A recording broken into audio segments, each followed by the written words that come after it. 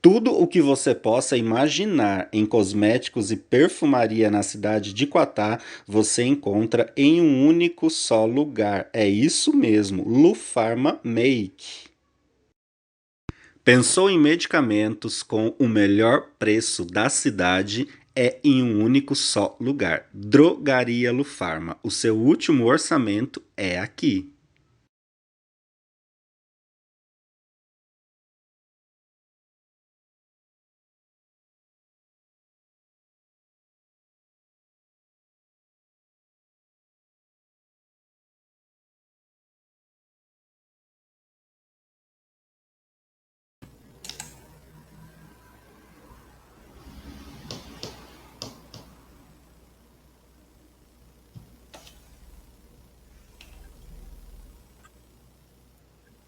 Estava sem o microfone ligado, isso é azar de principiante, né?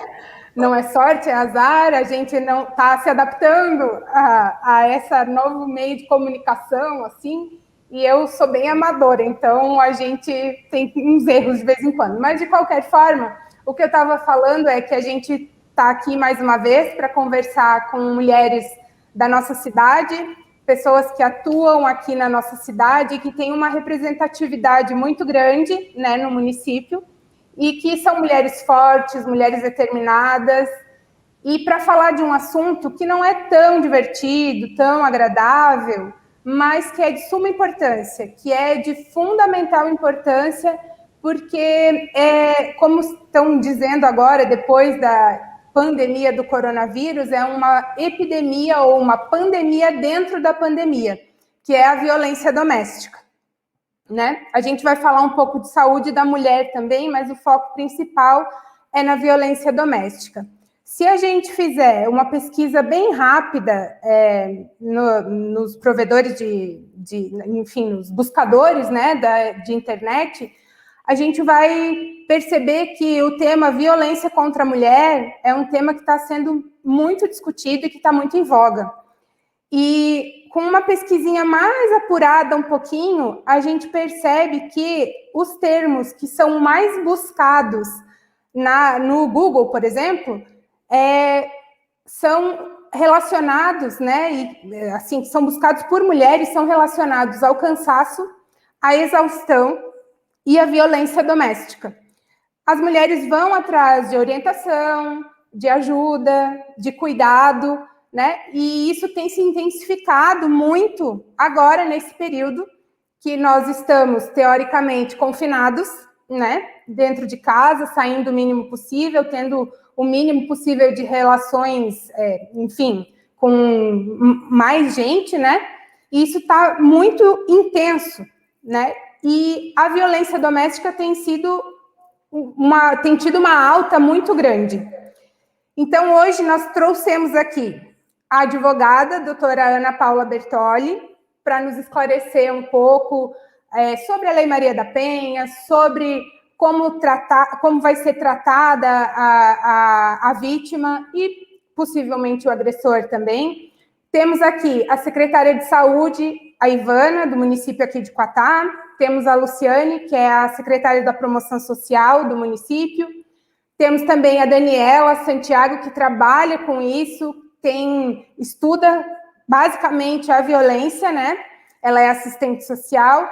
E daqui a pouco vamos ter conosco também a Eliana Casaca, nossa vereadora, que apresentou um projeto importante aqui para o município, um projeto de lei, e ela vai dar mais detalhes depois, né, a respeito desse projeto e de qual a representatividade e o significado dele para o município. Possivelmente, vamos ter também a presença da deputada Damares Moura. Ela é deputada estadual aqui pelo estado de São Paulo, e ela também vai trazer um projeto que ela tem implantado pelo estado todo, que consiste numa frente parlamentar que vai trabalhar com aspectos da violência. O projeto dela não se limita à violência doméstica, mas violência para 4 públicos, que seria a mulher, né, vítima de violência, crianças e adolescentes, deficientes e também os idosos. Então, possivelmente ela vai dar uma passada aqui, vai explicar melhor, E lembrando que o que a gente pretende com esses eventos que estão se tornando mensais, com essas pessoas que têm habilidade e têm expertise para falar, é que a população do município de Quatá tenha acesso a essas informações que são tão importantes e que muitas vezes não são conhecidas pelas pessoas, tanto por quem vê alguém sofrendo uma violência, quanto por alguém que sofre a violência, né? Então, o que precisa é ter realmente esse conhecimento. Eu já apresentei aqui as nossas convidadas, eu acho que a Eliana está entrando também, ela também vai poder falar um pouco sobre isso. E o que a gente percebe é que a violência doméstica, ela não é um evento isolado e ela também não começou a acontecer ontem, a semana passada ou ano passado. A gente, mulheres, sofre desde o início dos tempos uma diminuição da nossa capacidade, porque a sociedade em si, ela é um pouco, e talvez até demais, machista e concentrada, não machista no sentido do machismo, esse que a gente vê ser exercitado todos os dias, mas ela é concentrada no patriarcado, como o homem sendo o centro e a mulher apenas uma sombra ou alguém que está ali do lado. E de alguns anos para cá, isso sim, a gente vê isso se transformando. Vê a mulher lutando para se colocar num lugar, né, mais significativo e que já é dela e que ela tem plenas condições de exercer. Então, agora eu vou chamar aqui a Daniela para falar um pouquinho sobre isso, que eu sei que ela tem muito conteúdo para passar para a gente a respeito disso, um pouco da violência de gênero, da violência contra a mulher, né? E enfim, Daniela, qual mensagem assim que você pode nos dizer e ilustrar, né, esse tema que, apesar de sofrer tanto tabu e assim ter tanto problema em ser tratado, é primordial, é de suma importância que a gente discuta. Você quer saudar a Eliana, que entrou agora, ou eu posso falar? Oi, Eliana. Oi, tudo bem, gente? Primeiramente, pedir desculpa o que aconteceu. Aí eu tive que improvisar aqui pro lugar, tá? Vocês estão me escutando bem? Legal. Tá tudo então, certo. Desculpa, tá? Eu já tinha falado do teu nome, você já estava aqui, pelo menos, figurando dentre as convidadas dessa noite, e fica tranquila, vai dar tudo certo. Daniela, pode começar. Queria agradecer, né, a oportunidade, agradecer a Alessandra, que também é um nome forte, né? Queria dizer que nós temos posições pelo Facebook, concluo eu, muito análogas, né, com relação a direitos, a responsabilidade estatal, né? Então, quando a gente é convidado para qualquer coisa, eu pelo menos, né, eu tento sempre estar com os pares, com pessoas que eu entendo que também têm essa luta da defesa dos direitos como eu, né? Enfim, eu estudo violência já tem algum tempo.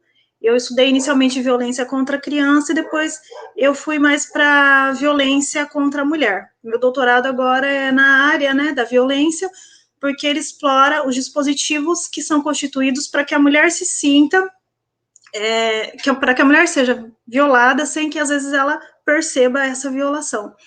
Então eu chamo atenção para uma coisa que você pontuou, que é a questão de ser um caráter histórico, né? E isso a gente tem vários pensadores, autores que mostram para a gente essa importância de ser entendido o componente histórico. Porque isso fica tão enraizado na nossa sociedade hoje que a gente às vezes não se percebe. A gente não percebe que você está sendo vítima de uma violência. Quando você está numa mesa de amigos, numa mesa agora não está dando para fazer nada disso, né? Numa mesa de amigos está um pouco longe da nossa realidade, mas se você está numa convivência social e você está com o namorado, você está com o marido, você está com o boy, né? Os alunos falam muito boy. E ele não deixa você terminar uma frase, né? O que você fala, ele desqualifica na frente de todo mundo. Isso também é uma violência. porque eu acho que a Paula vai passar um pouco pela questão da legislação, e a legislação, ela é muito importante, a Maria da Penha, ela é muito importante no sentido de defender esses direitos, mas, assim, a violência não pode ser compreendida apenas como agressão física, mas os vários outros tipos de violação, né? E eu tenho, assim, a dizer que é um tema que eu estudo muito, porque eu acredito muito no estudo, né? Eu sou muito CDF, quem me conhece sabe, eu gosto de estudar, eu gosto de ler, e eu acredito que é isso que me instrumentaliza a lutar mais pelo direito. A gente discutiu uma legislação, no dia que a gente fez o test drive aqui, né? Eu não tinha o conhecimento da legislação, né? Estou tão focada na cultura e na questão da religião que eu acabei não tendo conhecimento sobre isso. Mas, assim, é importante também que a gente entenda que, da mesma forma que há essa violação a muitos, né, desde a nossa colonização, inicialmente, quando uma mulher, ela tinha uma situação financeira melhor, uma família, né, geralmente uma família branca e tal, e o homem comprava um móvel, a mulher não podia, na época da colônia, nem resolver aonde ela ia colocar isso. E se hoje nós estamos aqui num grupo de mulheres, expulsamos o Carlos, né, mandamos o Carlos sair, e se nós temos essa condição hoje, todas nós aqui trabalhamos, todas nós estudamos, né, nós temos 3 assistentes sociais aqui, e a nossa profissão é uma profissão de luta, nossa profissão sempre foi uma profissão de luta, né? É porque houve outras pessoas que lutaram para que esse direito que nós tenhamos fosse consolidado. A gente não pode depreciar, mesmo que haja muitas divergências, a luta do movimento feminista, né? As primeiras lá, as sufragistas que surgiram reivindicando o voto. Mas, assim, hoje, o que a gente observa? Essa consolidação que a gente tem, que nos permite trabalhar, que nos permite estudar, coisa que não era possível, que nos permite decidir se a gente quer se casar ou não, se a gente quer ter um filho ou não, se a gente quer ter 10 ou se a gente quer ter 2, né? Porque a mulher também era obrigada a ter filhos. Tudo isso é um movimento histórico da sociedade. E hoje nós temos políticas públicas, nós temos políticas sociais como nós que estamos na assistência, na saúde, né? Nós temos até essa possibilidade de ter mulher na política, apesar do tempo que ficou sem mulher na política aqui em Coatá, né? Porque outras mulheres lutaram por nós. Porque outras mulheres que hoje podem ser taxadas, né, de loucas, de encrenqueiras, como eu acredito que nós também possamos ser, né? Porque elas se aventuraram em lutar. No âmbito da política social, a gente tem desde a Constituição de 88 a responsabilidade do Estado em gerir os mínimos, né? Em se destacar na gestão e ser prioritariamente responsável, né? E a assistência social, ela integra esse quadro das políticas sociais. Só que isso é novo dentro da assistência, né? A assistência, ela vai ter o Plano Nacional, né? A Política Nacional em 2004. E assistência, a Eliana não trabalhou diretamente na área, mas a Eliana tem essa inter-relação, a Lu agora está, né, bem dentro da assistência. A assistência, ela foi historicamente a prima pobre. Tudo que ninguém conseguia resolver, jogava para onde? Para assistência. E sempre foi assim. Em 2004, a gente vê que aí o ordenamento vai surgindo a regulamentação, e aí a violência vem para assistência. Só que assim, gente, a violência vem, mas não vem um programa federal, nem um programa estadual e nem recurso. Então, é uma coisa complicada, né? Porque você quer interferir, você quer efetivar direitos, mas a gente não tem ainda plenamente consolidada no âmbito da assistência as políticas para enfrentar essa violação. O que a gente tem muito forte é o CRAS, e aí eu vou voltar para a fala inicial, né, para devolver a bola para a Alessandra, que o CRAS, ele viabiliza essa atividade de prevenção, que é uma coisa muito importante. Essa prevenção, ela atua através dos serviços de convivência para evitar que a violência, ela continue se reproduzindo. Mas o CRAS, ele vai atuar sobre um público muito específico, que é o público que está na área de abrangência do território do CRAS, ou fora do território, mas é um público específico. E essa violação, ela, vamos dizer assim, ela se manifesta em outros fazeres também. Por isso que eu considero muito importante iniciativas como essa, porque chega em outros públicos também, né?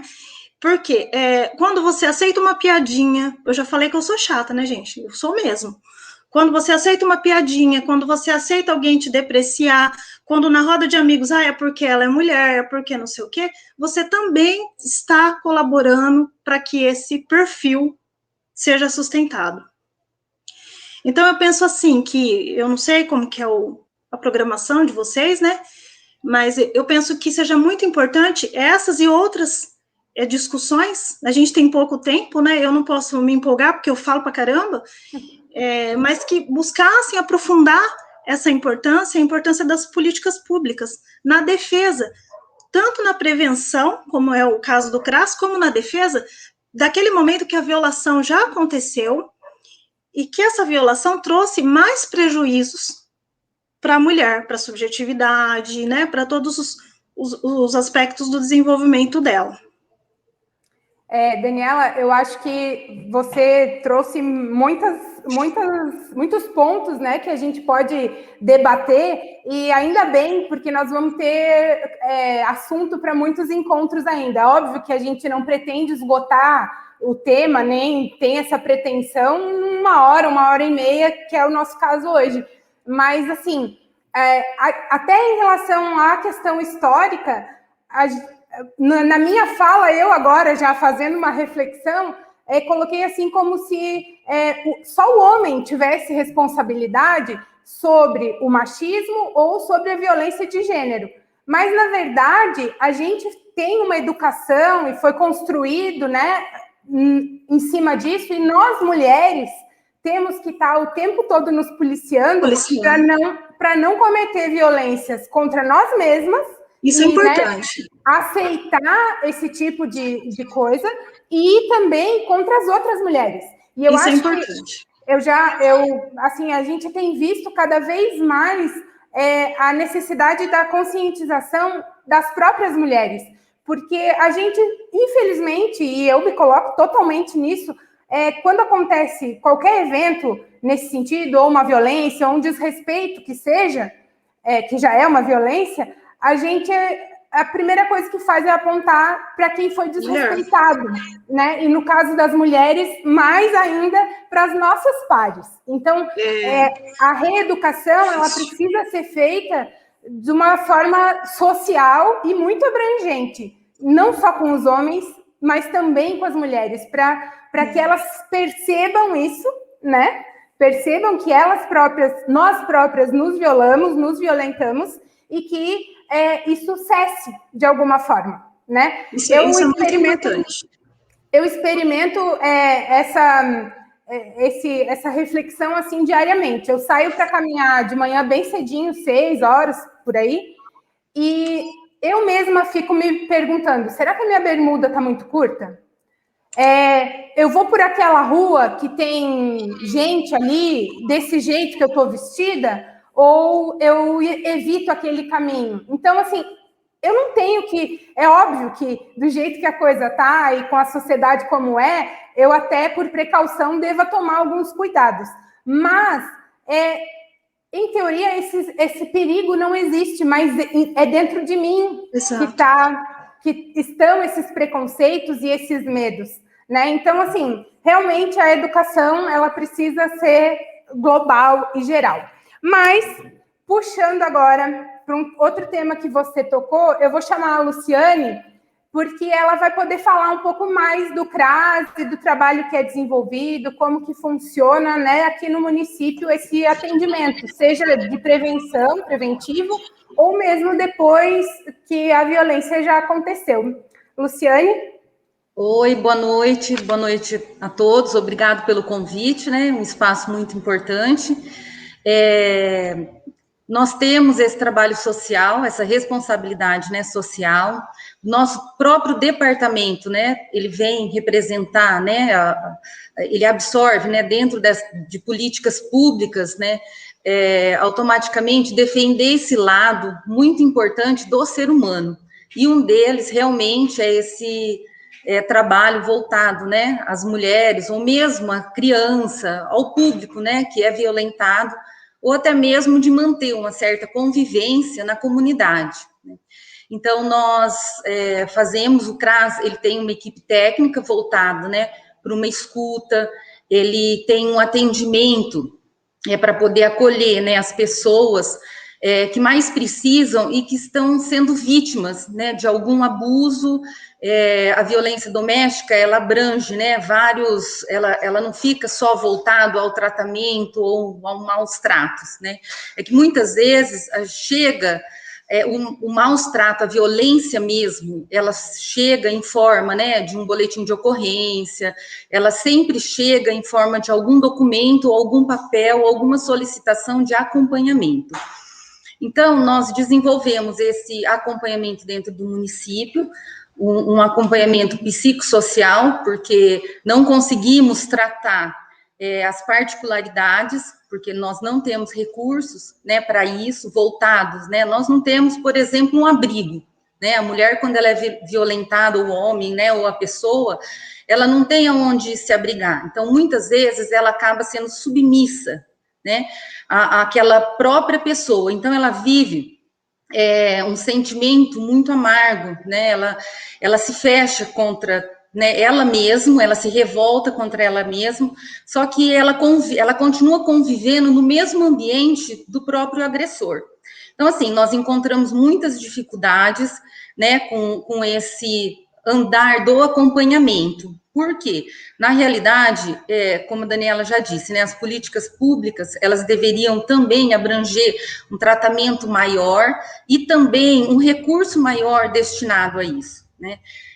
Eu estive até pesquisando aqui na nossa região, fiz um contato, né, com Marília, e nós não temos nenhuma casa-abrigo para acolher, né, uma pessoa que sofre de violência. Então, isso é muito triste, se você for ver na luta, né, dos direitos contra, né, a violência. Nós temos uma escuta, né, em Marília, no terminal lá rodoviário, que apenas tem uma equipe multidisciplinar que conduz um tratamento, apenas um acompanhamento, mas infelizmente nós não temos aqui na nossa região um local para poder assim destinar essa violência.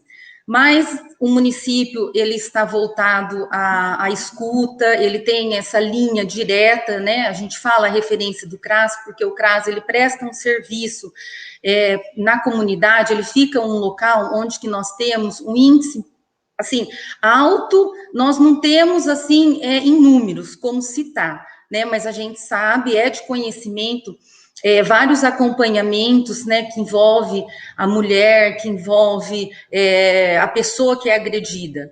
Só que é um acolhimento, é uma escuta e um acompanhamento, é o que nós podemos proporcionar. Também nós rompemos isso nos encaminhamentos, por exemplo, tem casos que nós encaminhamos para a saúde, que vem para o CAPES, ou até mesmo a Ivana vai falar um pouquinho, né, mais a respeito, né, da saúde, mas a gente tem sim no nosso município, a gente tem o telefone, né, do CRAS, todas as pessoas que sofrem algum tipo, né, de violência, ela pode estar nos procurando, dentro de um serviço, lógico, sempre bem tratado e muito sigilo, né, tudo isso fica, né, assim, bem...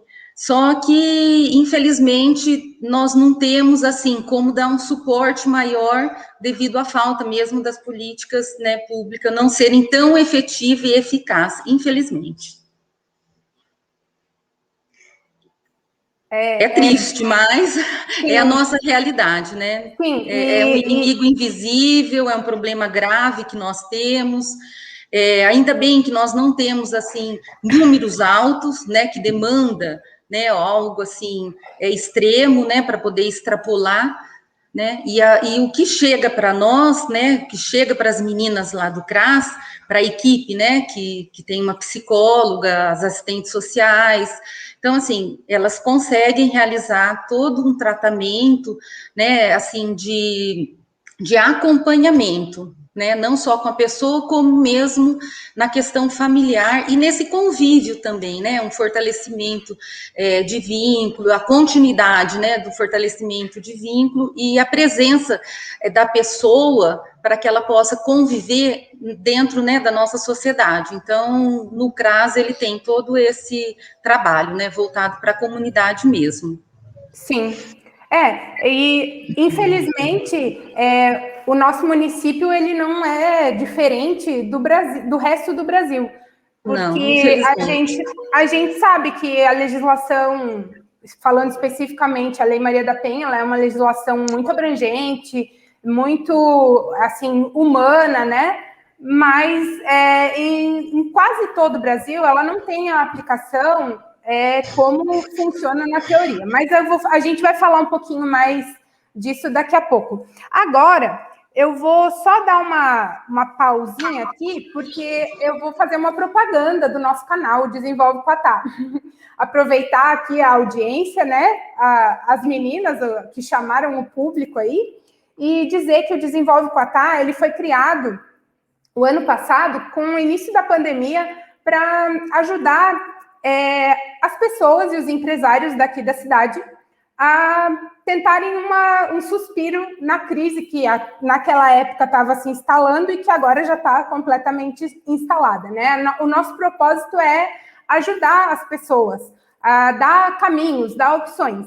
E a gente faz isso através de eventos como esse, que hoje nós estamos fazendo, né? E também com informações, propaganda e divulgação de cursos, de capacitação para as pessoas que estão fora do mercado de trabalho, não perderem esse contato, poderem estar, né, atualizadas o tempo todo. E esse é um dos objetivos do canal também. Hoje, nós temos a fanpage do Facebook com mais de 13.400 pessoas alcançadas, então é um número expressivo, levando em conta que a cidade tem aproximadamente 15 mil habitantes, e que o trabalho é bem pontual, o nome do canal já diz tudo, né? Desenvolve Quatá, então tá fechado aqui dentro da nossa cidade. E no site, que não temos assim muito hábito, né, de acessar, a média é de 4.400 acessos mês. Então, até para os empresários que quiserem aparecer, que quiserem diversificar o seu marketing, o canal está totalmente aberto. E vai levar junto essa preocupação social, né? Que a empresa pode agregar a sua imagem também. Bom, tá feito o jabá, tá feito a propaganda. Agora vamos voltar para o nosso assunto de hoje, né? Que é a violência doméstica e a saúde da mulher. Agora, pegando ali o gancho da Luciane, eu já vou chamar a Ivana para ela falar um pouquinho de como é o atendimento à pessoa a vítima, né, da violência, que a gente, numa conversa anterior, já pontuou algumas coisas, e eu gostaria que ela falasse isso para as pessoas, né? Como que é feita essa acolhida, esse acolhimento, e quais são os procedimentos, né, que a saúde dispõe para as vítimas. Ivana, por favor. Boa noite, Alessandra. Obrigada pela oportunidade, pelo convite. Boa noite a todos. Aqui nós temos, assim, a saúde nossa, ela abrange várias formas, né, com a violência. Nós temos o pronto-socorro, que é a unidade ambulatorial, onde a vítima, ela inicia, ela entra, né, com a queixa e com a violência doméstica, qualquer que for ela é acolhida pela equipe, passa por consulta médica, o médico avalia, vê que realmente sofreu a violência, aí a gente chama a polícia, se for menor, conselho tutelar, nós chamamos psicólogo da nossa rede para ir saindo até o pronto-socorro, para dar o primeiro apoio a essas pessoas que sofrem a violência, né? Nós temos todo esse grupo. Nós temos uma ficha de notificação que ela é obrigatória para qualquer tipo de violência, né? Inclusive a tentativa de suicídio. Então, também entra como violência, né? Então, após esse primeiro acolhimento, né, O paciente depois é encaminhado para o IML, onde vai passar pelo médico legista quando precisa, né? Que isso aconteça, que isso daí acontece mais em casos de estupro, né? Já a violência física e verbal, muitas vezes não vai para o IML, os nossos médicos mesmo. Aqui, nós temos a folha de perícia, né? De corpo de delito, é feita aqui mesmo, no município. Os casos mais graves, nós chamamos os psicólogos, vem o psicólogo, dá o primeiro atendimento. Após isso, o psicólogo tem um acompanhamento com a pessoa, né, que sofreu a agressão, com a família, porque dependendo do tipo de agressão, não envolve só, né, o tratar a pessoa, mas tratar a família, né? O convívio familiar ali tem que ser tratado. Isso acontece muito na violência contra a mulher também. A agressão à mulher gera um problema muito grande, familiar, e um pânico, nos filhos, né? Você vê isso na parte familiar. Então, o trabalho, ele tem que ser aí não só em cima da mulher, em cima de quem sofreu a agressão, mas também no convívio familiar, nas pessoas próximas, né? Ivana, eu gostaria que você falasse um pouquinho sobre a questão da discrição, do anonimato em relação a esses procedimentos. Sim, existe sim, mesmo porque o maior tipo de violência, o ano passado, o ano retrasado mesmo, que nós tivemos, foi o estupro, principalmente contra menores. Então, assim, não é divulgado nomes, a equipe já sabe, isso daí, e não é nem só na parte de violência de nenhuma espécie, né? Nós temos uma ética profissional onde nós não podemos sair falando o nome nem do paciente que entra em uma unidade para atendimento por uma equipe de saúde que está com uma dor no dedo, né? Isso é antiético. E ainda mais nessa parte de agressão, né? Para que acontece esse tipo de coisas, existem vizinhos que sabem, que viram, existem pacientes que mesmo a gente acolhendo com maior rapidez esses pacientes para dentro, acabam vendo que tem alguma situação anormal, porque às vezes o próprio paciente chega e acaba comentando, então aí acaba a conversa fluindo, né? Mas assim, de dentro da unidade, do pronto-socorro, depois do atendimento a longo prazo, isso não é falado, isso não é revelado. A gente chega a ter casos, sim, de pessoas que escuta a conversa do familiar, acaba ligando até no próprio pronto-socorro, dias depois, escuta, aquela história lá, é verdade que aconteceu? Aconteceu mesmo? Então, assim, a gente vê isso, e não é só na parte da violência, né? A gente vê isso em toda parte, mas, assim, a gente preserva ao máximo a vítima e a família, entendeu? Isso é uma das coisas, assim, que precisa ser bem destacado, porque em relação à violência, a gente percebe que o medo, motivado pelo preconceito, é um dos motivos, né, uma das causas da falta de denúncia mesmo.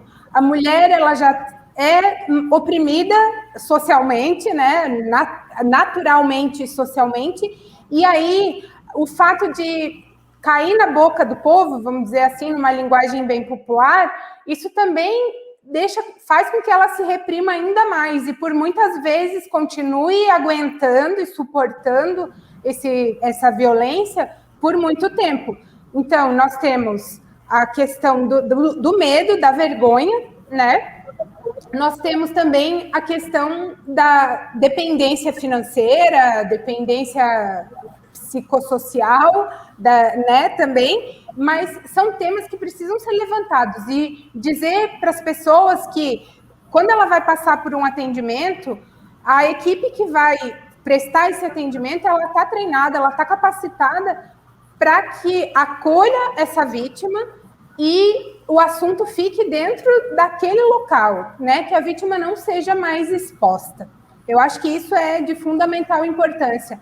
É lógico que é difícil, a pessoa precisa estar muito forte, eu diria, até para poder romper com esse ciclo e querer mudar, né? Mas assim, ela precisa saber também que ela tem apoio, que talvez não seja o apoio que ela merecia, talvez não seja o apoio que seja o município, seja o Estado gostaria de dar, mas ela vai ter esse apoio, né? E a gente tem notícia assim, de muitas redes que já estão se formando e já se formaram em apoio a essas vítimas. E agora, eu vou chamar a minha amiga a doutora Ana Paula para falar um pouquinho sobre a Lei Maria da Penha. A Maria da Penha, ela foi uma mulher, né, que foi agredida pelo esposo, enfim, e ela ficou tetraplégica em função dessas agressões, e ela lutou por muito tempo para ver esse agressor ser punido. E nós, infelizmente, dependemos de um órgão internacional ligado aos direitos humanos para que essa lei fosse construída, fosse aprovada e começasse a valer. Paula, a palavra é sua, eu sei que você tem muita propriedade para discorrer sobre esse assunto. Obrigada, viu, Alessandra? Boa noite a todos. Eu agradeço também a Alessandra pelo convite, estou muito feliz em estar aqui hoje nesse espaço para poder propagar mais uma vez e com uma amplitude muito grande diante do que a rede social hoje nos oferece, para estar falando ainda mais sobre esse tema que é recorrente sempre, é necessário sempre, e talvez seja uma das saídas que a gente possa encontrar para poder diminuir a reincidência desse tipo de violência, né? A Lei Maria da Penha é a Lei 11.340 de 2006. É uma lei que ela veio especificamente para regulamentar essa violência doméstica, que muitas vezes não é praticada só contra a mulher, mas é praticada no âmbito familiar, né? Então, qualquer relação de convivência familiar que ofenda a mulher tem essa proteção da Lei Maria da Penha. Então, pode ser uma relação de casal, pode ser uma relação de pai com filha, pode ser uma relação de irmão com irmã, mas desde que ofenda a integridade física, moral ou mental daquela mulher, ela vai poder se resguardar com a Lei Maria da Penha, que é uma lei que trouxe um pouco mais de gravidade, né, na hora de analisar a situação. Antigamente, uma mulher, quando apanhava do marido ou era machucada, alguma coisa assim, era enquadrada como lesão corporal. Se a lesão fosse leve, respondia um processo, pagava uma cesta básica, se fosse réu primário, e pronto, toca o barco. Hoje não, hoje já não tem mais essa previsão legal do pagamento de cesta básica quando é caracterizado o crime de violência doméstica. Então, essa foi uma maneira de agravar, trazer aos olhos do judiciário uma situação mais gravosa para a relação de violência doméstica, porque a intenção é proteger justamente o vulnerável, aquele que não tem condições próprias de se livrar daquela situação, né? Acho que foi falado já aí, acho que talvez pela Daniela, que a violência ela não se resguarda só no âmbito físico, né? A gente tem a violência moral, que é qualquer ato ou conduta que pode configurar calúnia, difamação ou injúria contra a vítima. Podem ser críticas mentirosas, né? Na advocacia, a gente recebe aqui corriqueiramente, em casos de divórcio, que às vezes o marido vem e pinta a mulher como um demônio, né? E às vezes ele vem e fala, ela é porca, ela não cuida da casa, ela não cuida das crianças. Então, se isso não for verdade de fato, ele está denegrindo a imagem dela. Isso é um tipo de violência moral. E isso pode ser verbalizado na convivência constante ali da família, né? Expor a vida íntima do casal, né? Às vezes senta ali entre amigos e começa a falar da intimidade do casal e às vezes denegrir, criticar algumas coisas com relação à mulher. Rebaixar a mulher com xingamentos que recaem sobre a índole dela, isso também fere a parte moral. E desvalorizar também a sua aparência, o seu jeito de vestir. Ah, você tá gorda, você tá feia, você tá velha, né? Você não se arruma. é cafona. Então, isso tudo também são meios de violência. A gente tem também a violência patrimonial, que é qualquer conduta que prive a vítima de ter acesso aos seus objetos, os seus próprios pertences, né? Controlar o dinheiro da mulher. Tem homem que obriga a mulher a entregar o pagamento inteiro ali na mão dele, e ele quem gerencia, ele que administra. E se ela quiser comprar alguma coisa para ela tem que pedir. Isso é uma violência patrimonial. Destruir pertences pessoais dela. Não gosta de determinada roupa, vai lá e rasga. Não gosta de determinado batom porque é vermelho, é chamativo, joga fora. Quebra celular porque está conversando com alguém que eu não gosto. É violência patrimonial. Violência sexual, né? Embora a gente ouça ainda hoje que é um dever marital a relação sexual e a mulher é obrigada a servir ao homem nesse quesito, não é assim. Ainda dentro da relação conjugal, se um não quer e pronto, invadiu a fase do querer ali, forçou a barra, é violência sexual, né? E essa violência, ela também pode estar ligada a obrigar a mulher a fazer atos sexuais que lhe cause desconforto ou repulsa. Não é do querer dela, forçou, é violência sexual. Impedir o uso de meios contraceptivos é violência sexual. Obrigar a parceira a fazer um aborto é violência sexual. Então, tem esse limite, né, do querer do outro, ainda que dentro das relações. A violência também pode ser psicológica. E nesse campo eu acredito que muitas de nós, quiçá todas, em algum momento da vida já passou, né? E justamente por esse crivo da cultura de que é normal, de que a mulher tem que se pôr no lugar. Mas qual que é o meu lugar?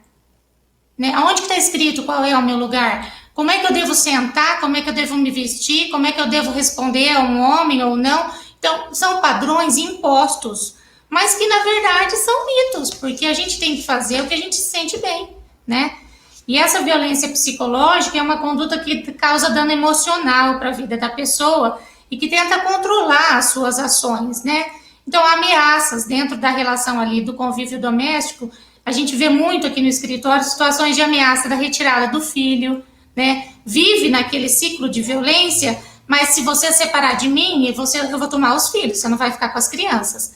Você não tem condição financeira para cuidar, então eu vou tomar os filhos. Então, essa ameaça recorrente, é claro que coage e inibe na mulher a busca pela solução do problema. Então, constrangimentos, humilhações, manipulação, né, isolamento da mulher com relação à família e amigos, vigilância constante de ficar indo atrás, perseguindo, mexendo, procurando em rede social, tirar a liberdade da crença da mulher. Tudo isso é violência psicológica. E eu acho que essa daqui, que é a fatídica, que cabe, acho que para todas nós, distorcer ou omitir fatos que deixam a mulher em dúvida da sua própria sanidade mental. Quem nunca, né? Quem nunca escutou? Você tá louca, você tá imaginando coisa, isso é coisa da sua cabeça, né? E em dados momentos a gente para pensar e acaba se convencendo disso e acaba revirando, invertendo a situação, onde a gente se sente culpada às vezes por se colocar ou pressionar aquela determinada situação. Acabei de sofrer essa violência aqui, nesse recinto onde eu me encontro. É o que a gente estava falando no começo. Está tão entronizado na gente, na nossa cultura, na nossa cabeça, que as pessoas não se reconhecem nessas falas, né? E o "você tá louca" sai assim como se fosse uma coisa assim, como você tá linda, tá na mesma proporção, né? E aí a gente tem que se impor mesmo, né, e reavaliar todos esses conceitos dos quais a gente foi educada, programada para seguir, mas também abrir a mente, os olhares, os ouvidos para todas essas conversas, para todas essas informações que vêm sido trazidas à tona, e para modificar esse ciclo e o rumo das coisas. E, enfim, a gente tem a violência física, propriamente dita, que é aquela agressão que ofende a integridade física ou a saúde da vítima, né? Atirar objetos, apertar, beliscar, dar chacoalhão, tudo isso é também violência física, até que chega ao extremo, às vezes, do espancamento, né? É comum a gente ouvir o ditado que em briga de marido e mulher, ninguém mete a colher, né? É difícil, não é comum às vezes a gente estar no momento, porque já fala que a relação doméstica ela é invisível, porque ela acontece aonde? Dentro do âmbito familiar, dentro de quatro paredes. Então, é difícil às vezes ter ali uma testemunha ocular que possa intervir no meio daquela situação. A gente acaba vendo depois, né, aquela mulher ferida muitas vezes, ou já com o rosto já meio menos aparente, né, e chama atenção, a gente fica indignado, pensa na situação, mas não é tão chamativo quanto a gente vê. Há pouco tempo saiu na mídia aí uma imagem de um namorado que socou a moça com vários socos encostada num carro, isso viralizou. Ele deu uma sequência assim de uns 11 socos, mais ou menos, nela. É impactante. A gente não tem quem não fique indignado de ver uma cena daquela. E a violência doméstica é aquilo. A violência contra a mulher é aquilo. É um ser muito mais forte, muito mais agressivo, que coage e acaba com a vida da outra pessoa, né? Então, a gente tem que tomar essa consciência, mesmo quando a gente ouve falar, quando a gente escuta algum problema do vizinho, e tomar as providências que têm que ser tomadas para poder amenizar a situação e evitar ter um mal maior, que é um feminicídio, de repente, né? Que é o assassinato aí da vítima. A violência, ela passa por alguns ciclos. Dificilmente o agressor vai chegar e já vai lá e desde o começo do relacionamento, vai espancar a companheira. Normalmente ele começa por um índice de tensão, onde ele começa a ficar mais irritado, com menos paciência, começa a vir as humilhações, a verbalização de algumas coisas que denigrem a companheira, ou a pessoa ali da relação familiar. Depois ele avança para a segunda fase, que é a violência propriamente dita, muitas vezes física, né, e chega ao ato concreto de ter uma violência corporal. Depois ele vai para uma terceira fase, que é o arrependimento. E aí esse agressor, ele se arrepende, ele vê que de repente ele pode perder a companheira, e ele fica bonzinho, ele começa a fazer algumas atividades ali domésticas para poder se redimir, e ela acha que realmente, nossa, agora vai melhorar, foi só uma fase ruim e vai passar. E aí o ciclo se recomeça novamente, e volta para a primeira fase com humilhações, até que ele chega a um ponto de não ter mais a fase, ele fica numa fase contínua que é só a agressão, né? E a mulher fica sem força e sem iniciativa para poder sair dessa situação. Dizer que mulher gosta de apanhar é muito triste de ouvir, né? Mulher nenhuma gosta de apanhar. Se ela apanha e vive nessa condição, é porque ou ela não tem forças para poder sair daquele relacionamento, ou porque realmente tem aquele sentimento que corrói ali a convivência, que ela não tem o discernimento para ver que aquilo está fazendo mal para a vida dela e para dos filhos e dos outros conviventes. Então ela precisa de força e de ajuda para poder enxergar isso e dar um passo, ou para resolver o problema, ou para sair desse relacionamento. O agressor, eu acho que também tem, a Luciane falou das questões do atendimento, né, do envolvimento do setor público, e eu acredito que é necessário voltar o olhar também para o agressor, um olhar de cuidado, de certa maneira, porque esse agressor também vem de um ciclo de violência que ele replica no lar dele, e que os filhos dele provavelmente também vão replicar, porque é muito comum a gente ouvir histórias de que eu era espancado na infância, e o meu pai falava que me batia por amor, que estava me educando por amor. Então, inconscientemente, isso vai ser reproduzido, né? Então, não minimizando a consequência, os atos dele, que ele vai ter que responder, mas talvez seja muito mais eficaz levar, ainda que por obrigatoriedade judicial, por uma decisão legal, que esse agressor passe obrigatoriamente por um tratamento psicológico, por um acompanhamento social, para ele entender o problema dele, curar isso, do que mandar prender, né? Então, são vias de alternativas que realmente podem buscar a solução para o problema. A Lei Maria da Penha é eficaz, ela ajuda muito as mulheres, mas realmente a aplicabilidade e a fiscalização dela ainda é muito deficitária. essa questão da colocação da mulher numa casa de abrigo, como a Luciane falou, é o ápice do problema, né? São aqueles casos mais graves, assim, que tem risco de vida realmente, e que mesmo com a medida protetiva, aquela família ainda corre risco. Mas é muito doído, é muito sofrido, porque, na verdade, quem se torna prisioneira é a vítima. Ela é retirada do seu ambiente, porque, igual a Luciane falou, a gente não tem aqui na região. Então, quando chega a esse extremo, tem que retirar a pessoa e levar para onde tem essa casa-abrigo, que muitas vezes é longe da sua família, é longe do seu trabalho. Ela vai ficar impossibilitada de fazer qualquer atividade só presa naquela casa, até que a situação se resolva com relação ao agressor e permita que ela fique numa situação de maior segurança. Teve uma inclusão também na legislação muito interessante nesse sentido, que é a possibilidade da vítima de violência doméstica, desde que preenchidos alguns requisitos, receba o benefício previdenciário por conta disso, né? Então, se ela está afastada do trabalho dela, não por causa das lesões que ela sofreu, mas por conta da ameaça que ela sofre constante, de ficar circulando em evidência por conta da agressividade do agressor, ela pode se beneficiar com um benefício do INSS para poder sobreviver durante esse período. Então, a legislação vem melhorando, vem buscando situações alternativas para cuidar e olhar com esse olhar mais sensível para a vítima.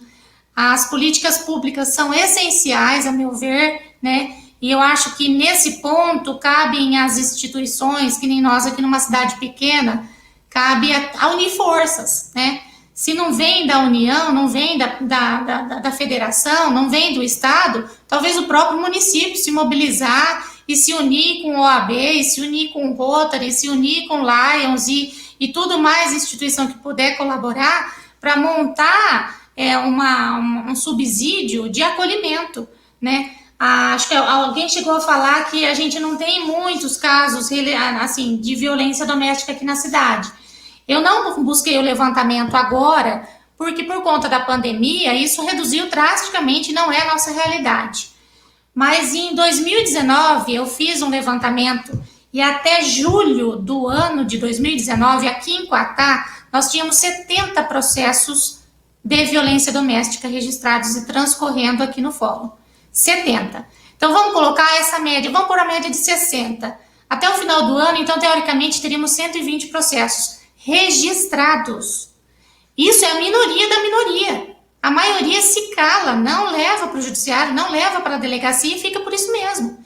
Então, nós temos os casos, eles estão ocultos, eles estão camuflados muitas vezes, e eu acho que essas políticas públicas poderiam trabalhar o chamamento dessas mulheres, ganhar a confiança para que elas venham procurar ajuda, se não para penalizar o companheiro, mas para tratar aquela relação doentia, para sair daquele ciclo vicioso, né? Criar forças de alguma maneira para poder mudar isso.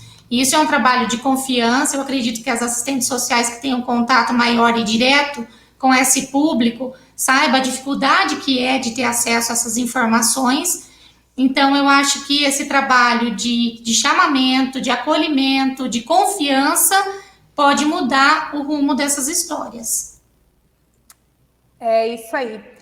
Eu até, na hora que estava preparando aqui o roteiro, a gente sabe que trazer muitos dados, parece que, não sei, falo por mim também, a gente não presta tanto atenção, mas eu fiz um levantamento rápido aqui no Ministério Público do Estado de São Paulo, em relação à aplicação das medidas protetivas e, enfim, a aplicação da Lei Maria da Penha.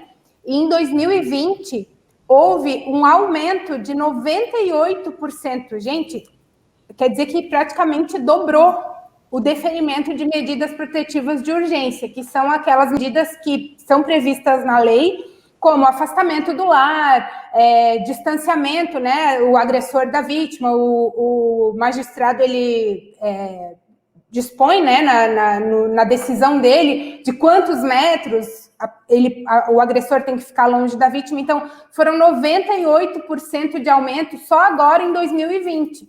Claro que reflete a questão da pandemia e da proximidade, né, que a gente foi obrigada a sustentar nesse tempo, Mas uma coisa que a Paula falou e que tem um gancho total com isso é a subnotificação. Esses 98% não representam os números reais. Eles representam uma parcela pequena que junta forças para chegar numa instituição, né, numa delegacia ou num atendimento médico e denunciar. Então, um dos objetivos do canal e que eu fico muito assim satisfeita em poder estar levando para as pessoas esse tipo de conversa que nós estamos tendo é de alertar, de mostrar para as pessoas que elas têm os direitos e que elas vão ter um acolhimento, elas vão ter uma resposta, né? Isso eu acho que é fundamental para as pessoas, principalmente as mulheres, se atentarem a isso. E briga de marido e mulher tem que meter a colher realmente. Se a gente ver, presenciar, ouvir, tem que chamar atenção, tem que chamar a polícia. Se a polícia não vier, tem que sair gritando mesmo no meio da rua. Eu já sou do estilo barraqueira. Se a gente vê que isso está acontecendo, a gente precisa pedir ajuda, porque às vezes a pessoa que está sofrendo, ela não tem essa condição, né? E a gente que está vendo, que está presenciando esse absurdo, ouvindo, a gente tem sim que se insurgir e tentar acessar aquilo, né? E Alessandra. Oi, pode falar, Luciane. É só assim quando eu citei que os números são pequenos, são os números dentro da área social que chega lá no CRAS, tá? Eu também não puxei assim índice, né, de boletim de ocorrência, porque realmente o inimigo, ele é invisível, né? O sofrimento, ele é maior emocionalmente, né? Então, assim, o que eu quis dizer é o que chega para nós. E nós sabemos que muitas vezes não chega, né? E por isso que eu falei que é muito importante esse trabalho de convivência que é desenvolvido no CRAS, porque o objetivo, às vezes, nem é tratar a violência, mas sim despertar, né, nas mulheres, né, as que participam dentro desse programa, dentro desses projetos que existe lá, essa consciência mesmo, né, da pessoa procurar, da pessoa se sentir segura. Mas eu quis dizer em relação aos números sociais registrados, tá? Porque também eu queria fazer um contraponto, né, se me permitir. Tem uma cultura muito mais forte que essa da violência, que é o entendimento e interpretação da política social, porque, assim, historicamente se tem um entendimento que a política social é para o pobre. É muito triste a gente ver que até profissionais replicam esse discurso que vocês falaram, que a Ana Paula falou aí um pouco, né? Dessa cultura de julgar a mulher e tal. Então, a política social, ela é para os segmentos menos favorecidos no que a gente fala de concessão de benefícios. Isso é certo, é o que parametriza toda a política e essas são as regras que a gente tem que seguir. Mas no caso da defesa dos direitos, a política social é para todos. Então, o que pode estar acontecendo, eu não posso falar porque eu não tenho acesso, né, não tenho pesquisa sobre isso, é que esses casos que às vezes procuram OAB ou eles não passam pela política social, talvez por essa cultura, né? Eu não sei a renda dessas mulheres, não sei nada sobre elas. E outra coisa que você falou, Alessandra, que é muito importante, é a gente atentar para o seguinte, por exemplo, a pesquisa do ano passado, de abril do Datafolha, ela indicava um aumento da violência, dos registros em algumas regiões, não em todas. Porém, o que os autores e o pessoal, né, a gente que estuda violência, o que está sendo muito dito é essa questão que você apontou, que é muito bem pontuada, que é da subnotificação. Porque como os dispositivos de recepção dessas denúncias estavam se adaptando ao contexto pandêmico, muitas mulheres também não denunciavam por isso, e aí tem um outro aspecto subjetivo, que aí a gente volta lá na história, que é essa cultura que vocês falaram muito, né, do patriarcado, que fazia com que o homem, ciente disso, agredisse mais. Eu vou agredir agora porque ela não tem a quem recorrer, né? Eu como assim, né, transito muito por várias áreas dentro da psicologia, a gente tem visto alguns estudos ainda provincianos sobre isso, porque a pandemia tá rolando ainda, né, a gente não tem pesquisas, assim, eu tenho alunos que estão estudando, mas que ainda não concluíram.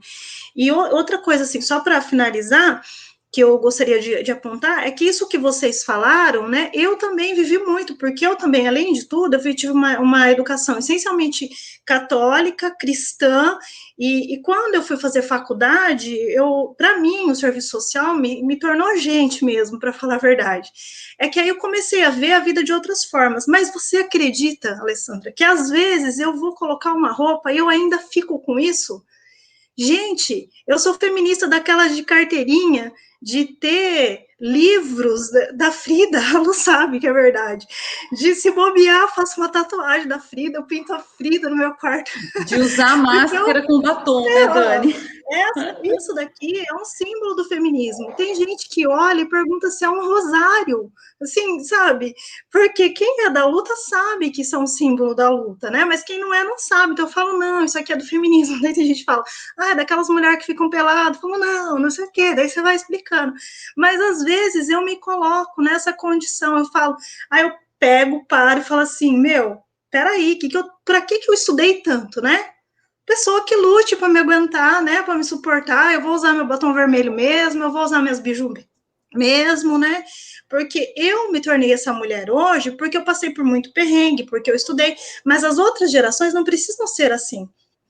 Eu vejo, por exemplo, a Malu chega em casa, minha filha, né, ela vai fazer 7 anos, eu vejo às vezes os vídeos da menina da Eliana, eu falo, gente, segura essa mulherada, se nós, com tudo isso, conseguimos fazer muitas coisas e tentamos fazer, essas meninas, elas vão dominar o mundo mesmo, mas, por exemplo, ela chegou o ano passado, um pouco antes da pandemia, falando que o Dia Internacional da Mulher, a professora que estava, né, responsável pela sala dela, eu acho que era a Emília Fante, né, que é também uma pessoa, né, forte dentro da área educacional, ela falou que o Dia Internacional da Mulher era dia de luta. Eu nem tinha falado isso com ela. Então, a prevenção também tem que englobar as escolas, né, os setores de base, para que essas meninas não cresçam com essas culturas que nós crescemos e que a sociedade como um todo tem, né? Quem conhece a minha filha sabe, é dela mesmo. Mas por quê? Porque ela tem um estímulo em casa e porque eu tenho como falar para vocês de uma educação pública, porque minha filha sempre estudou em rede pública.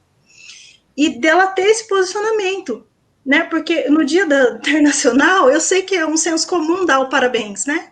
Parabéns e tal. Mas a luta parece que ela fica esquecida, né? E que é uma luta que a gente ainda tem que buscar consolidar.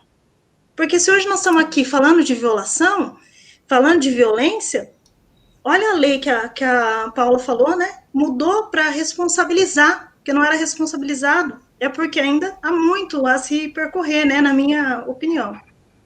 E há muito pouco tempo, né, Daniela? Em 2016, se for olhar na linha histórica, é muito pouco tempo, né? Para você ter ali em base, embasado legalmente, um direito que deveria ser nato, né?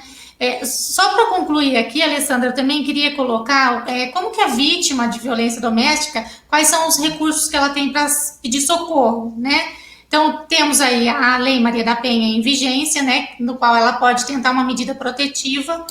A gente tem um canal de atendimento, que é o 180, que ele é um canal que oferece 3 tipos de atendimento: o registro da denúncia, as orientações para a vítima e as informações sobre as campanhas existentes. Então, não é um canal de defesa propriamente dito, mas ele vai orientar e vai acolher essa vítima.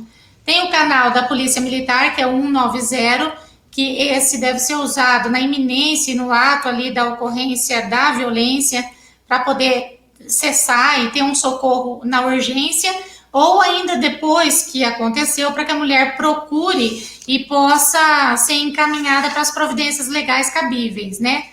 Tem também agora, durante a pandemia, o CNJ, o Conselho Nacional de Justiça, ele teve a iniciativa da campanha do Sinal Vermelho, que é aquela onde a mulher vai em alguma farmácia, faz um sinal vermelho na palma da mão e mostra para o atendente. Não é qualquer farmácia, infelizmente isso também depende de uma comunicação entre as instituições, porque os funcionários dessa farmácia precisam ter um treinamento específico para saber como encaminhar, o que fazer com aquela vítima ali. Foi escolhido a farmácia porque é um ambiente neutro, onde normalmente o agressor não vai pensar que a mulher vai lá para fazer uma denúncia sobre o que está acontecendo na vida íntima deles. Mas eu achei uma saída bem interessante, principalmente nesse período de pandemia, né? E acho que o caminho a seguir é sempre esse, conversar muito, cabe muito a nossa função de pais, de formadores, de novos seres e novos cidadãos, interferir e explicar para os nossos filhos toda essa situação atual, porque eu acredito que esse problema possa ser sanado ao longo do tempo, com a evolução dessa nova geração que está vindo com uma outra cabeça, com uma outra consciência. É isso aí, meninas. Eu acho que a gente atinge o nosso objetivo e eu, pessoalmente, me realizo muito fazendo esse tipo de evento, que é uma coisa nova, né? Em função da pandemia, talvez, se não fosse a pandemia, e aí que a gente tem que agradecer mesmo as coisas que não são tão boas, porque talvez, se não fosse a pandemia, a gente não teria criado essa oportunidade, né, de estar falando sobre isso e esclarecendo mesmo as pessoas. Eu desejo que isso chegue a muito mais gente, que todas as mulheres, assim, se abram para esse tipo de conhecimento e procurem ajuda, né? Esse é o meu desejo, assim. Depois que eu comecei a trabalhar na área e principalmente com a vinda da pandemia, despertou muito essa coisa de ensinar as pessoas, porque às vezes ela não pede ajuda, ela tem medo, ela tem vergonha, mas é porque ela não sabe o que existe para ajudá-la. Então, eu acho que... Oi, Paula. Só uma observação com relação à vergonha. A Ivana falou também com a relação da privacidade da informação, né? É claro que isso é importantíssimo, é relevante e até para dar uma segurança da pessoa procurar. Mas é importantíssimo a sociedade passar a entender que a vítima é vítima. Ela não tem que se envergonhar de nada que aconteceu. Ela não provocou, não é culpa dela a questão de ter sofrido uma violência, independente do que quer que tenha acontecido. Então, a sociedade também precisa mudar o olhar, de querer saber o que aconteceu, para saber quem é a vítima, para falar mal dela. Não tem que falar, né? Vítima é vítima. Bom, eu começo a me empolgar porque o tema é muito... Assim, não que o tema seja agradável de ser vivido, mas de ser falado justamente por conta de atingir esse objetivo de esclarecer as pessoas. Mas aí agora eu vou chamar a Eliana, que está aqui quietinha desde o início, porque ela, como vereadora, depois de 12, 13 anos, né, que Quatá não teve representatividade feminina na Câmara, ela e a Mayla foram eleitas, e isso também me deixa extremamente feliz e orgulhosa. E ela já começou com um projeto que vem no sentido da defesa da mulher, né? E, assim, do compromisso da cidade em relação a, não só a punição, mas a frear esse ímpeto violento do agressor, né? E eu gostaria, então, que a Eliana entrasse, falasse e expusesse o projeto dela e a lei que agora já está até em vigor. Boa noite novamente, boa noite, Alessandra, mais uma vez, muito obrigada pelo convite. Como a gente disse aqui desde o início, eu acho que a gente tem que tirar proveito de tudo, né? Até das coisas ruins temos que tirar proveito. Essas lives têm sido fantásticas, né? Eu pude participar da primeira live, e fiquei, assim, imensamente feliz e vi o resultado dessa live. E então, o tema é fantástico. O que falta muito, que eu percebo, é a falta de informação, né, para as mulheres, o medo. Muitas mulheres têm medo de denunciar, e com esse nosso bate-papo, eu acredito que vai criar muita coragem aí para as nossas mulheres aí que vivem a violência doméstica, poder fazer a denúncia, poder procurar o lugar adequado. Muitas pessoas, às vezes, não conhecem, né, Lu? O CRAS, não sabe que o CRAS pode ter essa escuta, né? E isso eu sinto que falta aí para nós. Eu queria também aproveitar já de início, a gente está criando, até a Alessandra faz parte, aí o comitê de uma frente parlamentar contra a violência. Ela vai abranger 4 etapas, né? O idoso, a violência doméstica, né, contra as mulheres, a criança e o adolescente e a deficiência, portadores de deficiência. Na verdade, vai ser a gente vai estar fazendo capacitação, né? Eu vou até ler, ó. Conscientização primeiro, capacitação, prevenção, educação, proteção de direitos, capacitação de realidades locais e orientação e estímulo para denúncia.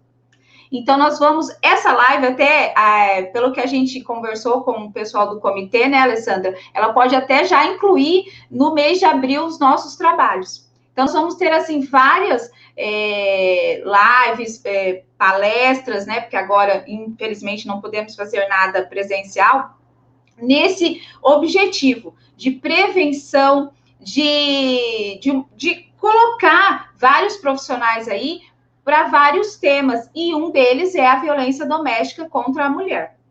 Então, assim, eu acho que vai ser bem legal, a gente já vai começar, vai ser mensalmente, conto com a participação de vocês, tá? Eu acho que tudo que a gente poder levar conhecimento, isso é importante, e estimular a denúncia, que isso falta muito, esses números mesmo, eu também hoje dando uma lida aí, aumentou demais agora devido à pandemia, muito. Só que as pessoas acabam não indo, né? A deputada que faz parte desse comitê, né? A deputada Damares, ela que nos incentivou aí, ela que criou esse comitê. Eu acho que vai ser bem importante para a gente estar fazendo aí nesse nosso município. E eu queria falar bem rapidinho, então, da lei, que esse projeto eu coloquei, então, dia 8 de março, que foi o Dia da Mulher, né? E ele foi o seguinte, ele veta a nomeação para cargos em comissão de pessoas que tenham sido condenadas pelas leis federais, número 11.340, que é a Lei Maria da Penha, e a 13.104 de 2015, que é do feminicídio, no âmbito dos poderes executivos e legislativos do município de Quatá. Eu acho que já é um começo, né? É pouquinho, mas eu acho que a gente já abre aí a garantia aí dos nossos direitos. Acho que é isso. Obrigada, Eliana. Depois, se você quiser, você pode voltar aqui, mas vou chamar a doutora Damares, que é advogada também, é deputada estadual aqui pelo estado de São Paulo. É uma honra receber a senhora aqui para falar conosco e para divulgar também para o município de Quatá os objetivos e as metas, né, da Frente Parlamentar sobre o abuso, né, e violência contra mulheres, crianças, adolescentes, idosos e deficientes. Seja bem-vinda, deputada Damares. Boa noite a todas. Quero cumprimentar aqui a querida Alessandra, e que eu já conheço, a querida vereadora Eliana Casaca, que é muito encantadora e muito séria, e uma mulher pública muito comprometida com a promoção da dignidade humana. Foi uma experiência muito rica para mim conhecer a vereadora Eliana. E aí, quero, na pessoa das duas, né, cumprimentar a Luciane, Daniela, a doutora Ana Paula, Ivana. E a primeira palavra é de gratidão, e a segunda é um pedido de desculpas. Eu estava agora numa outra live com 210 pessoas de todo o oeste do estado para tratar de uma legislação que nós acabamos de aprovar e foi sancionada, e como ela é muito extensa, eu não conseguia sair da sala. Gente, foi desesperador, mas eu saí muito rapidamente para que pudesse ainda estar com vocês. Então, a primeira palavra é gratidão pelo convite, a segunda é um pedido de desculpas, e a terceira é um cumprimento, não é, por esta oportunidade que nós temos de falarmos um pouquinho, e serei bastante breve, de um tema que é tão desafiador. Né? Já conversei com a Alessandra e com a vereadora Eliana sobre isso, não é? Nós estamos diante de uma pandemia paralela a esta mais diretamente ou mais reconhecidamente de saúde pública, mas a violência doméstica também é um problema de saúde pública. Né? É importante a gente entender, né, que a violência doméstica, ela não está só no campo da segurança pública, como nós costumamos tratar. ela também é um problema de saúde pública, porque as vítimas, a depender da agressão que sofreram, elas vão ter danos de difícil ou de impossível reparação que vão desde, não é, os adoecimentos emocionais, não é, até as violações à integridade física, que leva, não é, a mutilações, não é, que leva à perda de capacidade para o trabalho, não é? Que leva a paraplegias, que leva a tetraplegias e leva à morte. Né? E estas vítimas, quando sobrevivem, e por isso que isso também é um problema de saúde pública, porque quando elas sobrevivem, elas precisam ser tratadas, elas precisam ser reconectadas com a vida, elas precisam de um psicólogo, algumas precisam de um atendimento prolongado com um fisioterapeuta, outros precisam de um atendimento médico hospitalar mais duradouro ou menos duradouro.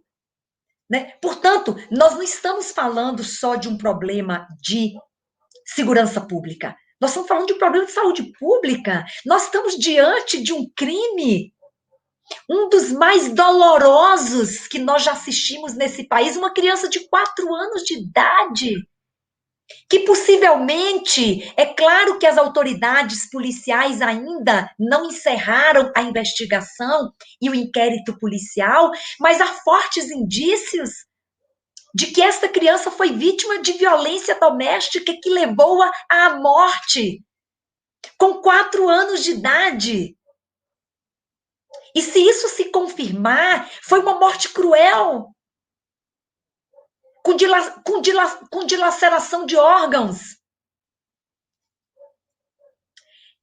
Então, é uma realidade dolorosa, preocupante, e que vai exigir de todos nós, e aí talvez estou me encaminhando para a minha fala final, porque ela importa muito para nós. Quando nós falamos de violência doméstica, e aí nós estamos falando dos indivíduos mais vulnerabilizados. Quem são estes? Aqueles que têm menor condição de reagir. Ou que perderam a condição de reagir. Nós estamos falando de mulheres que têm menor condição de reagir, mas nós estamos falando de crianças, não é? Que não têm condição de reagir, não é só uma menor condição de reagir. É não ter condição de reagir. Como é que uma criança de 4 anos, como Henri, caso se confirme, poderia reagir a uma violência?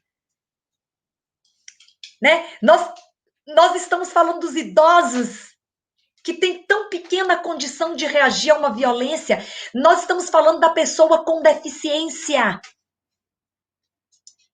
São indivíduos que sofrem violência física, violência moral, violência psicológica, violência patrimonial, violência sexual. São as violências, eu estou tomando emprestado, não é, a descrição das violências do artigo 7º da Lei Maria da Penha, e que muito bem se aplica todas elas aos outros indivíduos, aos outros entes familiares vulnerabilizados, não só às mulheres. E aí, o que nós podemos fazer? Quando a gente fala de uma realidade tão desafiadora, tão dolorosa, a gente pensa logo em equipamentos públicos, não é, Alessandra? Só que os equipamentos públicos são muito caros. Por isso que eu tenho insistido, né, em outra frente de trabalho poderosíssima, que é o trabalho preventivo. Porque se nós ficarmos esperando, e o Estado não tem braço para tudo, a gente também tem que ter essa compreensão preliminar de que o Estado não vai resolver tudo porque ele não tem braços. Não é? Então, se pensarmos só em equipamentos, casas de abrigamento, que são estruturas caríssimas, se pensarmos apenas em centros de acolhimento, de referência, não é, de tratamento, todos esses equipamentos são importantes, o Estado tem que investir neles, o Estado tem que ampliar essa rede de proteção, e nós lutamos por isso, não é? Mas esses equipamentos são muito caros, e por isso que eles são em menor número, e atendem tão poucas pessoas. Agora, tem uma coisa que não custa tão caro, e que é transformadora, que é a conscientização, que é a educação de pessoas, que é um trabalho preventivo que antecede a violência ou que interrompe esta violência antes que ela seja de impossível ou difícil reparação. Porque há indivíduos que se tornam conscientes da violência que sofrem já dentro do ciclo.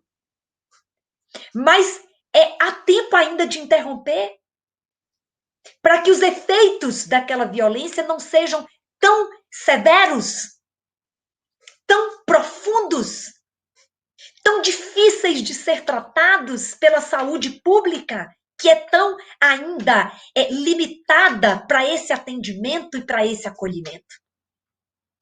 Por isto, a criação dos comitês regionais da Frente Parlamentar de Combate à Violência Doméstica.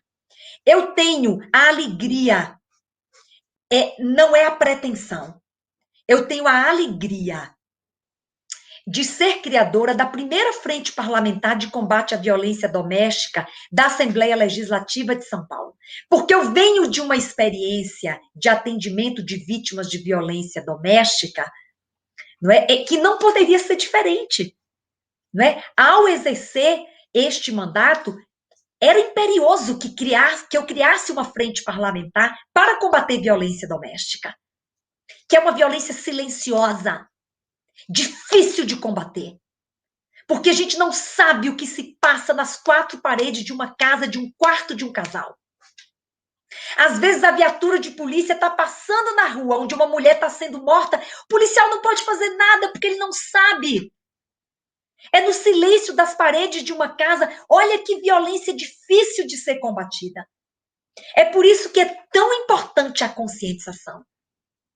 Não é? Então, essa frente parlamentar, ela nasce não simplesmente para, ou meramente existir mais uma frente parlamentar na Assembleia Legislativa. Não. Porque se isso acontecer, nós vamos extinguir essa frente parlamentar. Não é? Ela existe para transformar alguma realidade. Tudo a gente não resolve. Às vezes é uma vida de cada vez. Mas se for uma, nós já fizemos muito. Eu tenho repetido isso. Então, a Frente Parlamentar, ela está criando comitês regionais. Nós temos convidado pessoas, não é? Pessoas que estão em funções públicas, como a vereadora Eliana, outros que estão na OAB, ou conselheiros tutelares, assistentes sociais, não é? E outros profissionais de outras áreas do conhecimento humano, porque agora é o momento de todas as mãos. Não podemos escolher as mãos. É aquele que quer, que está disposto, que quer se qualificar, que quer se preparar minimamente para fazer uma palestra, uma roda de conversa, para escutar as pessoas. Não é? Então, a vereadora Eliana já deve ter recebido o pequeno manual que nós elaboramos, simplificado, porque também eu não estou mais acreditando em coisa complicada, sabe, gente? A gente complica a própria vida e cria projetos inviáveis. Cria projeto tão complicado, tão cheio de desdobramentos, que eles se tornam inviáveis. Então, o nosso é simples. Nós queremos despertar as pessoas, sacudir as pessoas na cidade. Uma ação por mês, uma só de conscientização, uma palestra, um seminário, um simpósio, uma roda de conversa. Nós já sugerimos os temas mensalmente e tem relação com datas daquele mês, voltado para aquele grupo vulnerabilizado nas relações intrafamiliares. não é? E esse convidado que vai falar nessa ação pode ser alguém da cidade, mas pode ser alguém que nós podemos indicar e encaminhar até aí. Nós hoje temos uma rede de voluntários, mais de 200 profissionais conectados conosco voluntariamente. Eu quero ajudar, eu quero fazer uma palestra, eu vou à cidade, eu vou, não é? E eu acredito nesse trabalho. Eu acredito nesse trabalho. Eu sei que nós podemos transformar realidades por meio desses comitês regionais.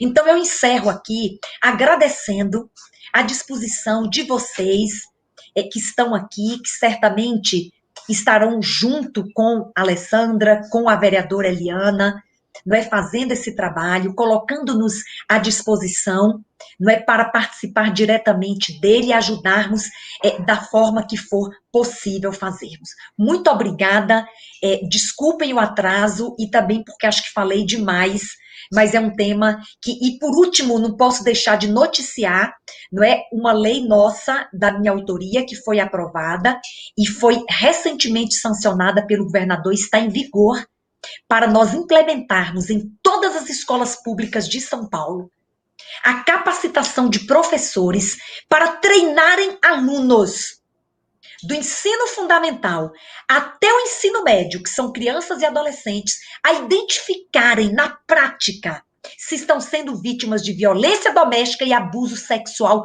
principalmente os pequenininhos, que às vezes sofrem violência sexual por anos da sua vida.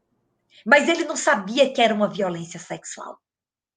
E vai colher no futuro terríveis consequências, porque não teve ninguém para dizer para aquela criança, ajudá-la a identificar e a entender o seu corpo, onde toca, onde não toca, quem pode tocar, quem não pode tocar. Agora nós temos que falar deste assunto com linguagem adequada, o projeto, a lei que já está em vigor. Claro que agora estamos esperando o decreto regulamentador, como que isso vai ser implementado, mas os professores serão capacitados a fazer este treinamento com suas crianças e seus adolescentes, para que nós salvemos esses indivíduos em formação desse volume assustador de violência sexual. Foram 17 mil crianças, dados do Ministério da Mulher, dos Direitos Humanos e da Família, abusadas sexualmente no último, não foi 2020, eu não quero nem ouvir os números de 2020, porque você imagina na pandemia o agressor nessa hiperconvivência com a vítima. Esses números antecedem 2020, mas foram os últimos ofertados pelo Ministério, e há uma subnotificação altíssima, porque a criança não sabe, portanto, ela não conta, portanto, esse número não entra na conta. Mas as denúncias foram 17 mil crianças abusadas sexualmente por ano no Brasil. Então, queridas, que nós estejamos, e sei que estamos, bastante irmanadas nesse espírito de participarmos desta luta, que não é de um e de outro, do deputado, do vereador, não. Ela é de todos nós. Muito obrigada. Obrigada, deputada. Acho que a deputada acabou, assim, fazendo um apanhado geral de tudo que a gente já tinha conversado, né, durante o tempo da live. Nós abordamos os temas todos que a deputada também tocou e, assim, enaltecendo principalmente a conscientização, a educação das pessoas e que dialoga bastante com o objetivo da Frente Parlamentar e dos comitês regionais, né? Eu gostaria também de agradecer a todas vocês a presença aqui, terem deixado seus lares, né, para estar aqui dispondo um pouco desse tempo para esclarecer mesmo as pessoas e plantar uma sementinha, porque eu acredito muito nessa máxima de que se a gente conseguir alertar e ajudar uma pessoa, a gente já vai estar transformando o mundo ou a realidade em que a gente está inserida, né? Eu gostaria só de pedir para a Luciane e para a Ivana que elas dessem ou um telefone ou, enfim, um meio de as pessoas acessarem, né, o poder público do município quando se sentirem vítimas ou precisarem de ajuda para alguma orientação a respeito de violência doméstica. Se uma das duas ou as duas quiserem fazer esse fechamento.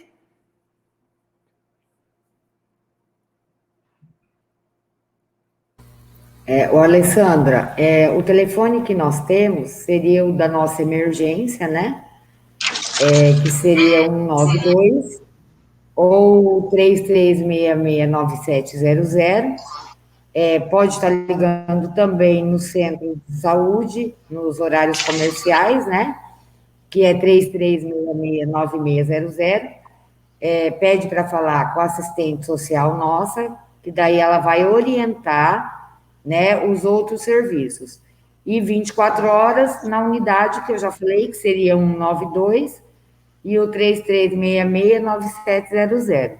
E aquela pessoa, né, que preferir vir até nós, né, para uma conversa particular, também pode nos procurar sim, tá? Nós estamos abertos a isso a qualquer momento, né? Pode estar vindo nos procurar.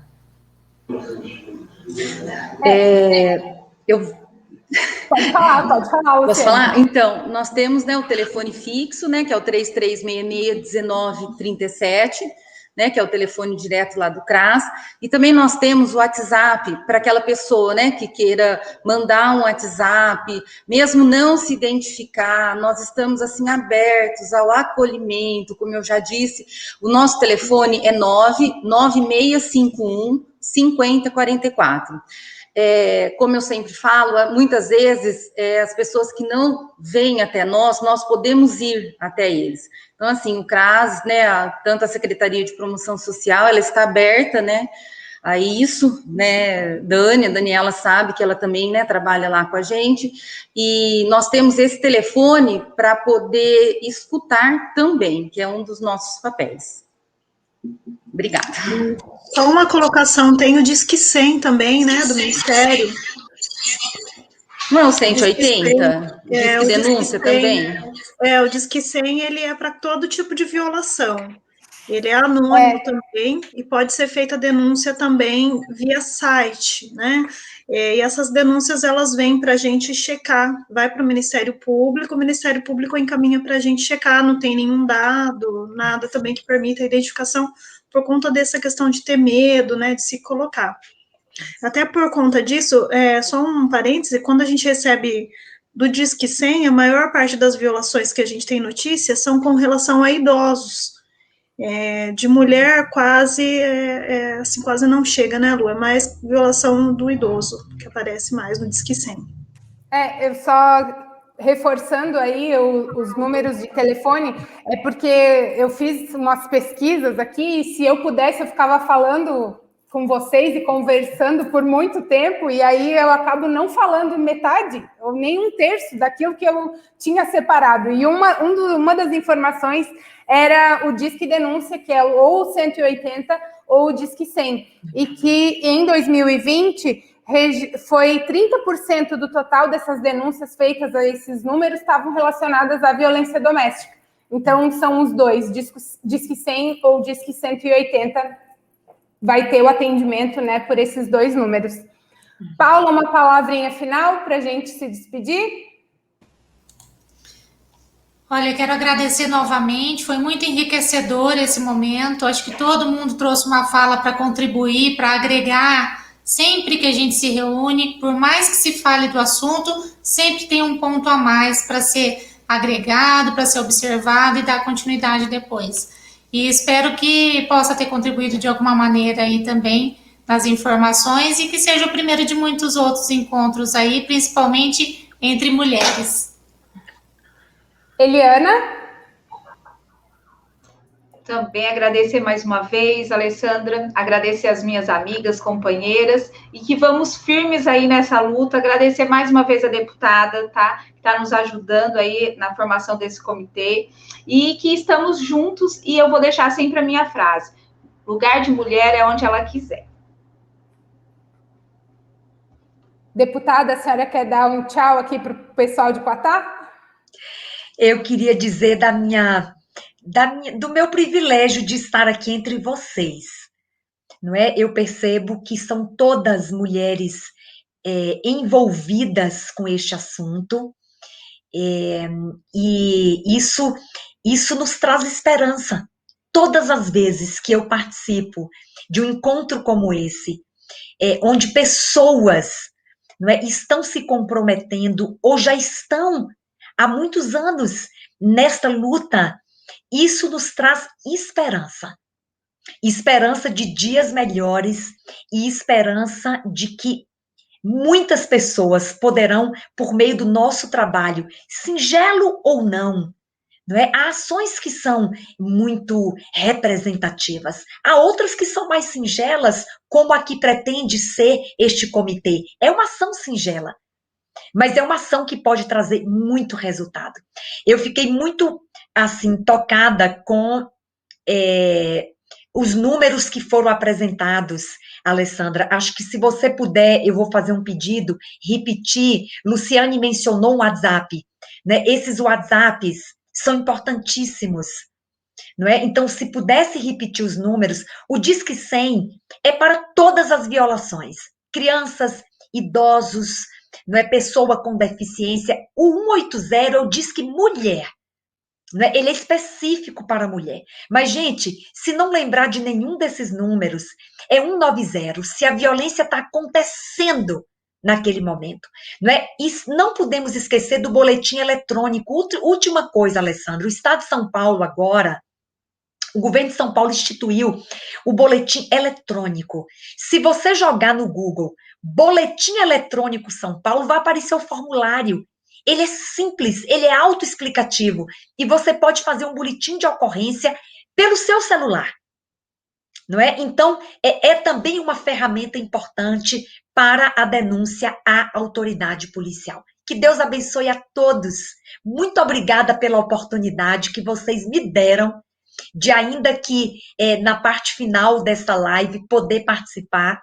E eu deixo um abraço especial a cada munícipe de Quatá, a todas essas mulheres que estão aqui, as que nos ouvem, que nos assistem, não é? E que nós recebamos de Deus a inspiração, a força e a coragem de avançarmos protegendo aqueles que têm menor condição de se proteger. Muito obrigada, um abraço especial. Muito obrigada a todas vocês, meninas, minhas companheiras aqui nessa noite.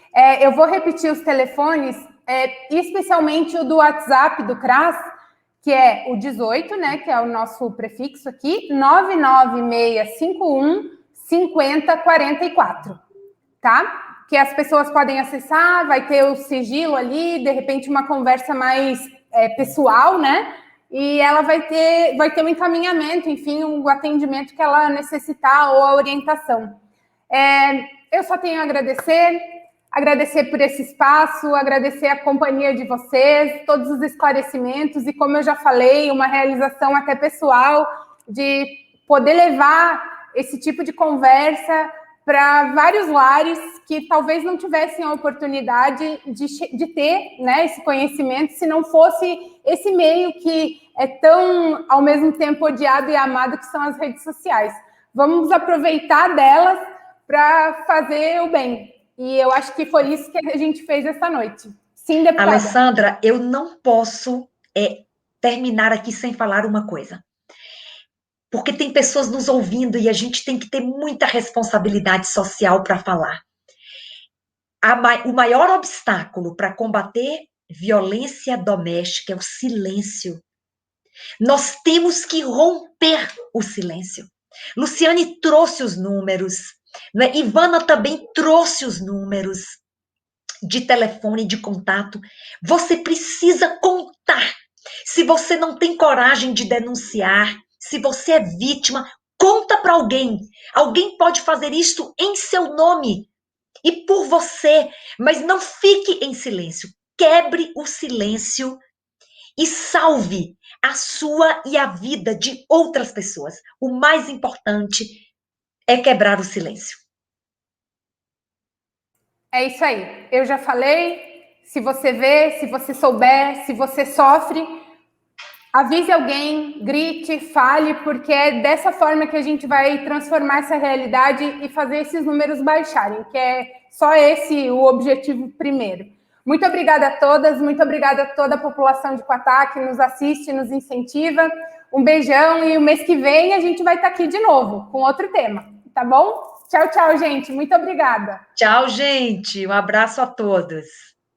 Obrigada. Tchau, gente. Boa noite. Boa noite.